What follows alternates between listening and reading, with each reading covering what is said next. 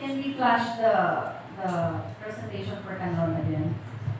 So sir, again po, yung of the 23 barangays and the 50,874 families po that were affected in Canlaon, the total cost of DSWD humanitarian assistance is at 26,023,181 po.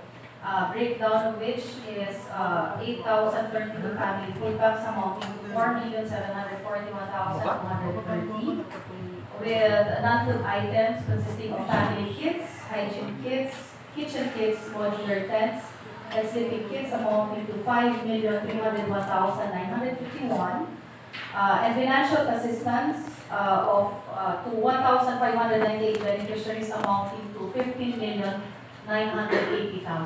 to be exact.